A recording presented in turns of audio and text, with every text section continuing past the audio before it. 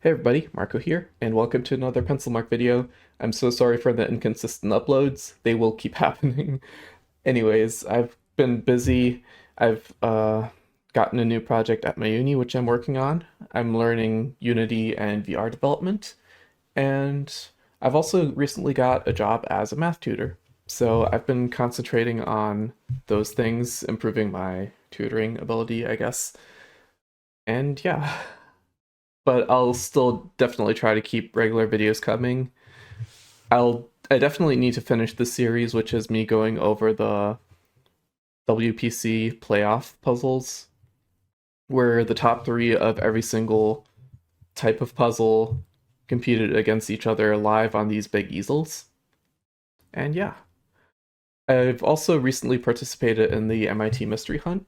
I was on a team called Frumious Bandersnatch. I was there for them remotely, and we didn't finish the hunt, but then we post finished it and came in like a late 10th place, let's say.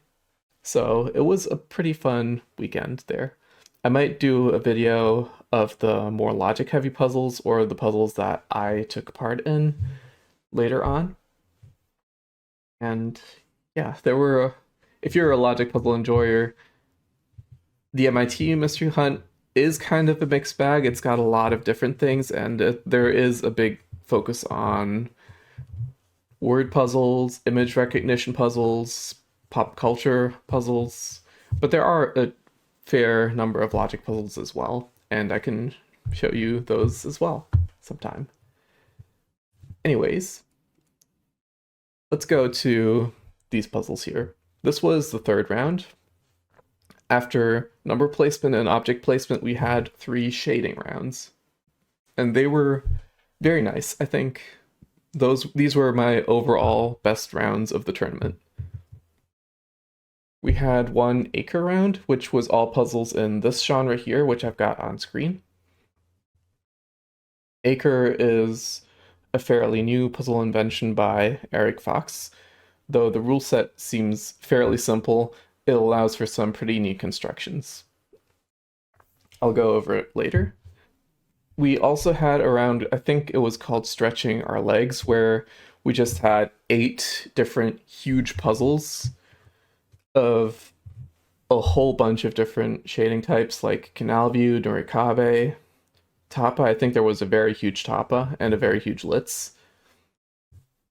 Tapa and Litz are the two types that we'll have later on in this set.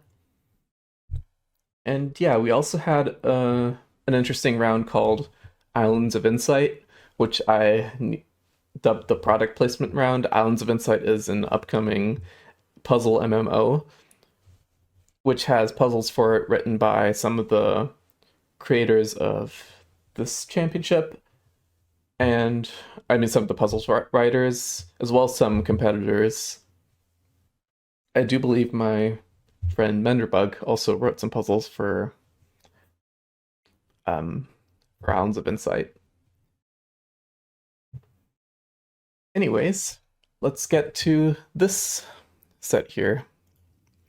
Oh yeah, and as always, the link to the official competition puzzles will be in the description. I think a PDF version of them is available for $12.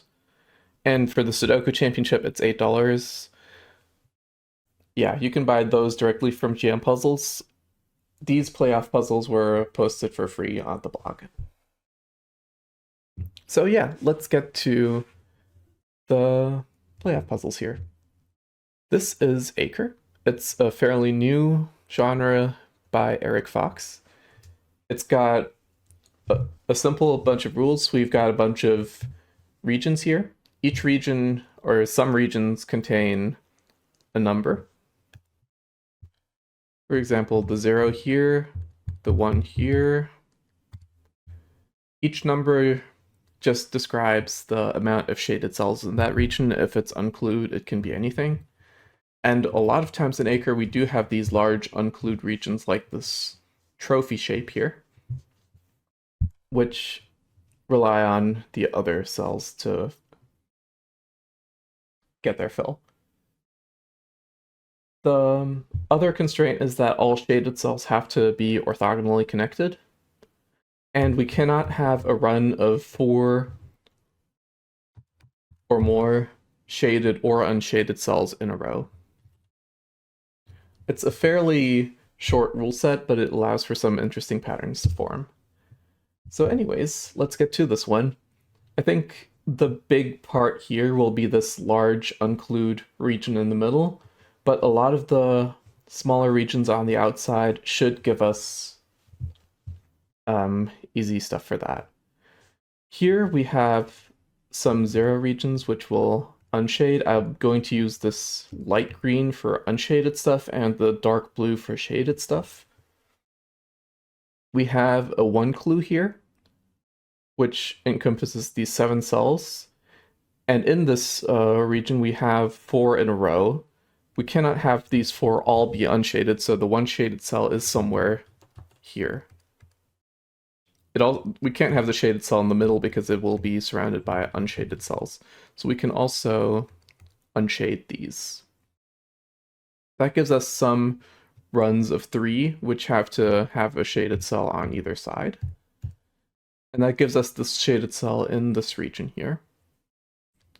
So we can unshade this. This goes down, and now we have our 2 shaded cells in this 2 region.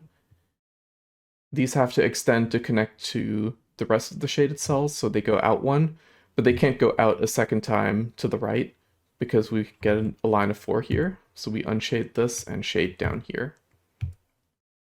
And we just bring this out to try to connect to the rest.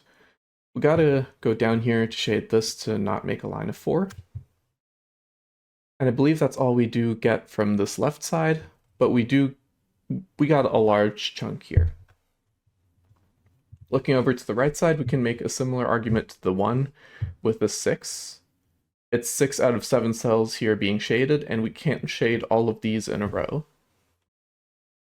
So we've got 3 shaded here, which are bookended by 2 unshaded cells. This 1 down here, it can't have a shaded cell here because that would get surrounded by unshaded cells. These 2 will be unshaded. And I don't think there can be a shaded cell here or here. It would have to go out like this. And here it would go out like this. But that would have everything in these 2 1 regions being unshaded, and that would create a run of 4. You should be able to see my cursor a little bit better. If we have this, these 2 cells at the bottom being shaded, it would unshade the rest of these 2 1 regions, and that would give us a run of 4 unshaded cells at the top. So we would have to have our shaded cell up here. The rest here is unshaded. For the 6, we can't quite determine it yet. Same thing for the 4 up top, where our unshaded cells. Actually, one more thing here is now that we have the cell at the bottom shaded, these 2 both being shaded would create a run of 4, so this one is definitely shaded. That does give us a little bit more information up top, because we can't shade all 3 of these cells, but we have to shade 4 out of the 5 of this corner. So we do have to take these 2. For the 1 here, we just can't shade this cell because it will be surrounded by unshaded cells. This is definitely unshaded. Let's see what the rest is that we can get. One thing over here for the 2, you won't be able to make a connection through this if you unshade this, because a path needs at least 3. So this has to be shaded, making this unshaded. Same thing, we can't unshade this to create a path here because that means we'd have 4 shaded. So this goes up. That creates a 3 group, which has to have the bookends unshaded. And now we have both of these 2 cells unshaded. That means if we shade the cell at the bottom here, we'd have to unshade this. That would be a lonesome cell there, so this gets shaded. And now this one here is caging this shaded cell at the bottom. If we unshade this at the top, we'd have to create a bridge connecting this cell to the rest through at least 2 cells here. So this is the shaded cell of this region. This goes up to connect 3, so we have to unshade the 4th. This goes to the left to connect here. This region needs to take these 2 cells to connect to the rest. That makes this unshaded. So now we go over to the right. We have 2 and 1. We need to unshade this to not have a 4 in a row. Down over here, we do need to shade this so we don't have a 5 in a row unshaded. And so on and so forth. The logic keeps bouncing like that. Now over here, we have this cell underneath this one region unshaded. So now if we unshade both of those, if we have the shaded cell somewhere on the right, that's not going to work. So we unshade these because the shaded cell needs to be one of these. This 3 row needs to be bookended by 2 shaded cells. Now we have a 3 shaded row. We get an unshaded at the top. And now we have our shaded cell in the middle of this row of 4. That's unshaded for the 1 region here. This has to connect to the rest. And now,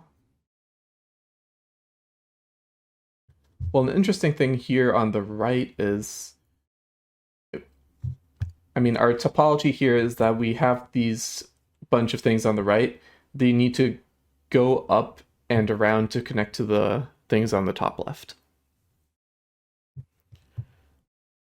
We cannot make a connection solely on the right side. We need to go through this gap here in column 8. Because if we block this and connect to here, I don't know what this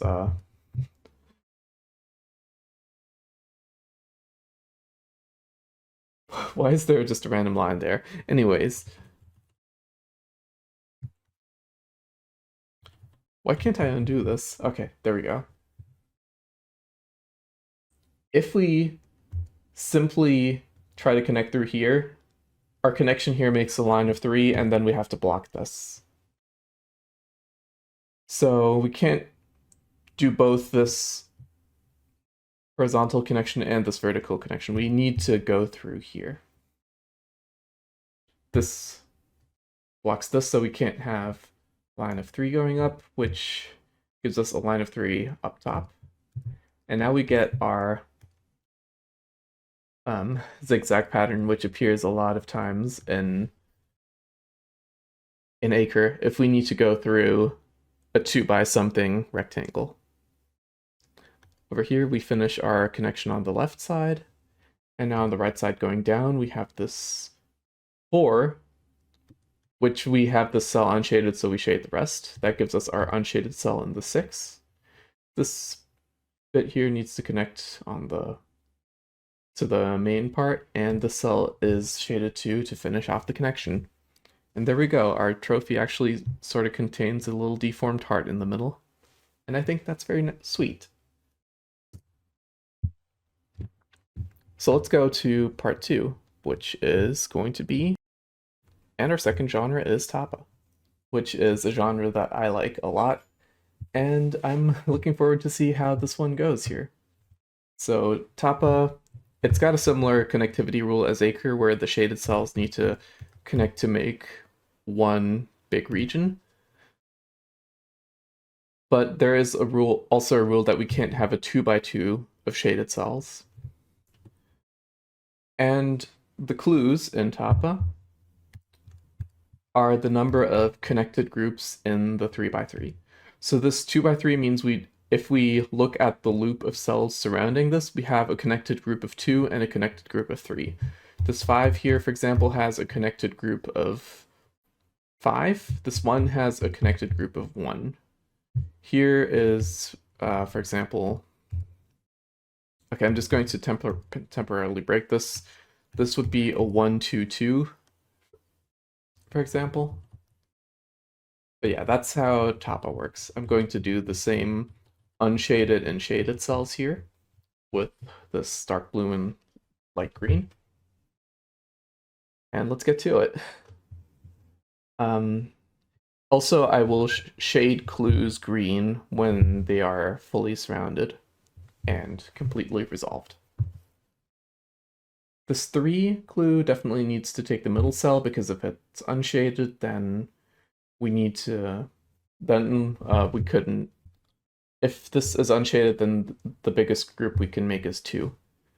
Now, since this 3 clue definitely goes up here or down here, we cannot shade all 3 of these cells for the 5, because then the 3 can't go up, the 3 can't go down.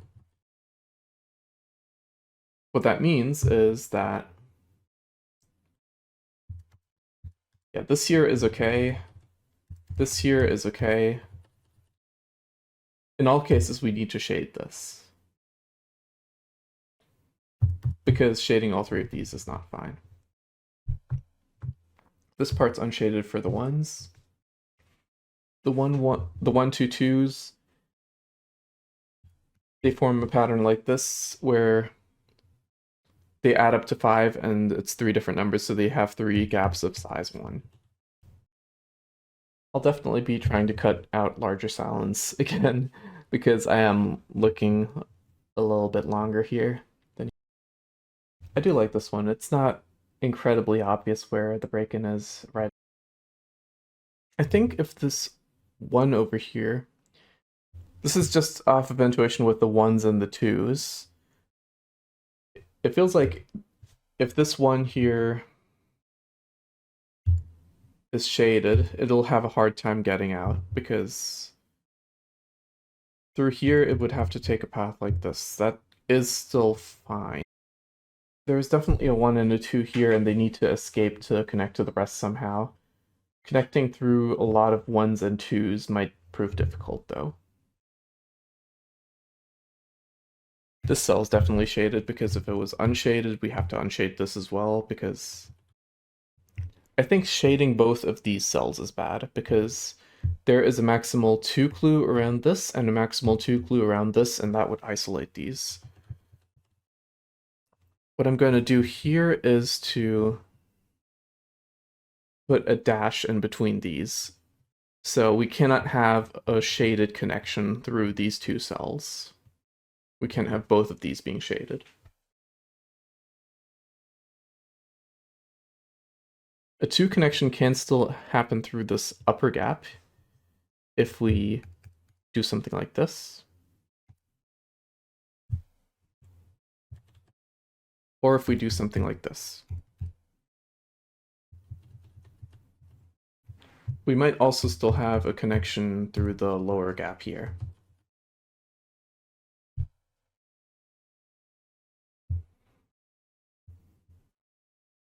Here's fine too. Since we have a 3, it can extend 1 more up top or to the right. This one is tricky.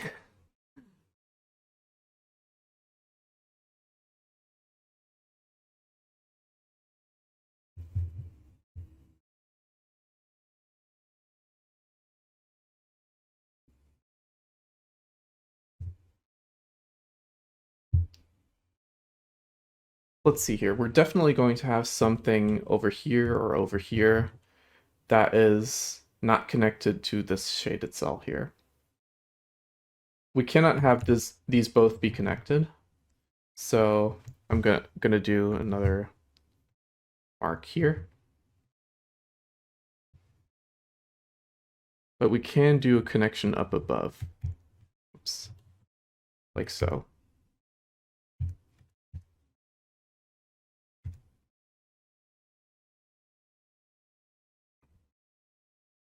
This will, however, if we connect this here to the bottom left to the bottom middle, then we can no longer, no, we still can. These are 1, 2, 2. Never mind. We can still both connect the bottom left with the bottom middle and the top. So never mind me there. I was gonna say it could be only be one or the other, but that's not the case. So I do believe we have a ripple here. If we connect both, no, this only happens if we connect both. It's tough, but if we don't do this connection, we can still connect to the rest of the puzzle up top with... Oh, I don't think we can. Here, let me show a connectivity thing. If we try to... If we try to not go through this path, we'll have to connect through the rest of the puzzle by going up above. So we'll have to go through this gap here. But then we can't do both of these. So we have to go up. Which means we'd have to take both of these. But then we can't take both of these. Yeah, and the reason we have to take both of these is because this here is blocked by the 2. This path is blocked by these 2s. So we would go up like this. Now this path is blocked by this being a 2-3. And this path is blocked by this being a 1, which, if you can trace the line from the top to the bottom of the puzzle, or from the bottom to the top, that is a line that goes through this puzzle in its entirety. This is a very long, convoluted way of saying we need to make this connection here from the bottom left to the bottom middle, and from the bottom middle through the bottom right to the rest of the puzzle. Wow, okay. I think there's got to be an easier way to do this, but that's the way I found. These cells are going to be unshaded next to the 1 and the 2. That means these 2 cells are going to be shaded. These are unshaded for the 2. We have to go out here. This is unshaded, this is shaded.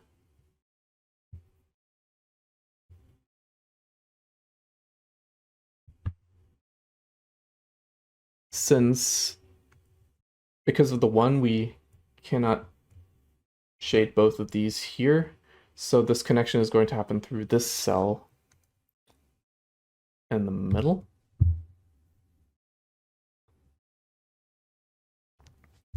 And now because of the 1-2,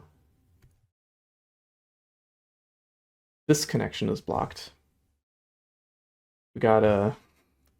Oh wow, this puzzle has a lot of these deductions where you cannot shade a domino. Since this connection here happens down here, we cannot shade this domino, so our connection to the top has to go on the edge here, on the outside. And that gives us our 3. This cell has to be unshaded for the 2-3. This cell is shaded, this is unshaded, and one of these extends to make a 3. And it's this here. This extends to satisfy the 5 clue. Now we have our 2-3. Our connection goes down here. Oh yeah, and it has to happen through this part here to even connect. That's our 1-1. This here is a 1-1-2. We can only add one more unshaded cell around this, and we need the rest to make a 1-1-2. There's only one way to resolve that. This connection happens down here, and our 1-2 is satisfied like so. This cell has to be unshaded for the no 2x2 rule. We've got this cell being unshaded here, and now we can't go up here because that would break the 2-3 clue. We can't connect this to the rest of the puzzle up top, so we connect it down below. That satisfies our 2. This 3 cannot go further. This 2 has to take this cell to be satisfied. And then we have everything in the not the top two rows. But we only have one clue remaining here, and that's the one. And it just takes this little cell up top here. Wow. Okay, that was a very interesting demonstration of the no domino deduction in Tapa. I wasn't sure if I was on the right track with an overly complicated break-in here, but that little pattern seemed to repeat through the rest of the puzzle, so I think that was the right track. Although it took me way longer than the par 3-5 minutes to spot this, but that's okay. That's why I was not in front. Let's go to the third puzzle. I think the third is a Litz. All right, back at it again with the third puzzle from this shading playoff. We've got Litz. This, I think, is a puzzle type that's been around for a little bit longer. And what we've got here is we need to shade a connected group of 4 cells in each region.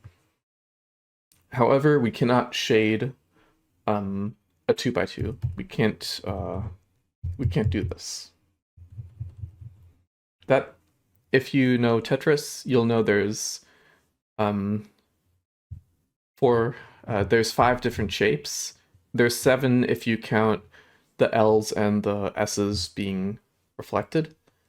But yeah, besides that, we don't count reflections or rotations as being different shapes here. So there are 4 shapes.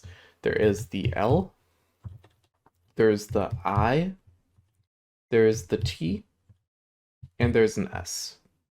So the main rule is similar to Tapa. We have to make an orthogonally connected region, an orthogonally connected shaded area with no 2x2s.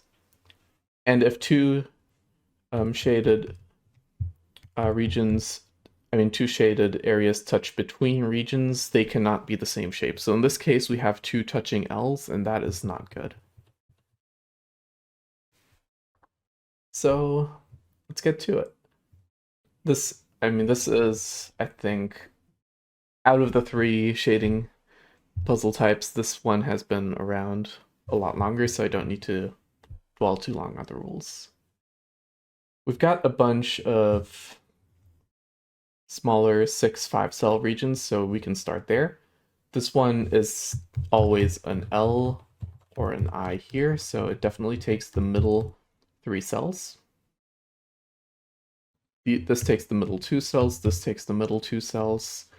This definitely takes these 2 cells in all configurations. This one is still ambiguous. In this case, we can unshade this, because if we shade this, it has to go out 3 more cells, and that makes it 2x2. So we shade this, we also, unshade this, we also unshade this in a similar way. We can unshade this cell as well, because if we shade it, it's going to extend to make an L tetromino, and this extends to make an L tetromino since we can't shade this corner cell anymore. So yeah, that is the, I guess look ahead contradiction thing. I don't know. Similar thing happens if we shade this cell.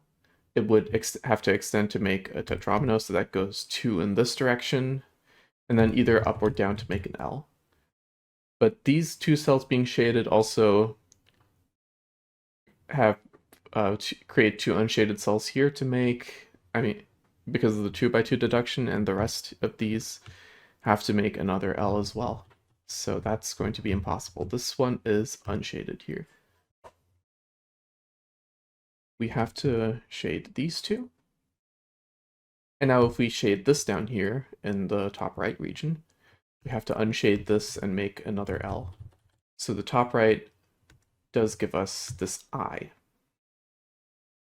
Now we have to shade this because otherwise we make an I connecting to this I.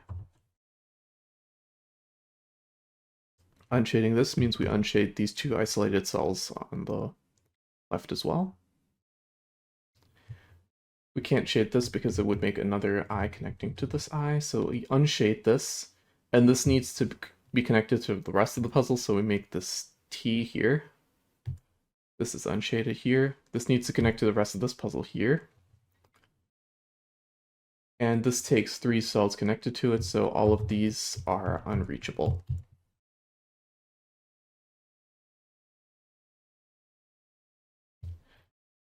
And I'm going to say we need to take these cells here to connect to the rest of the puzzle. If we unshade this, we can at most connect to this area and then go down here, but then we can only go down 4 cells. We can't reach the rest of the puzzle.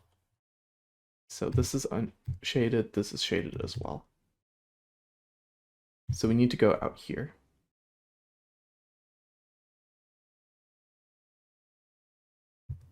This is shaded, which means we can't unshade this cell, because that means this is unshaded as well.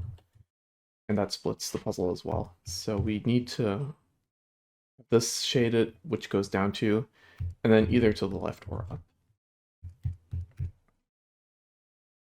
This here, well, let's just say it can at most go here or here. And then these are the cells that it connects to over on the right. This here is definitely an I, which means this can't be an I. This has to be an L, and this connection has to happen down here. This corner is taken, so we unshade this and unshade the 2 left of it, and there's only 4 spots left here.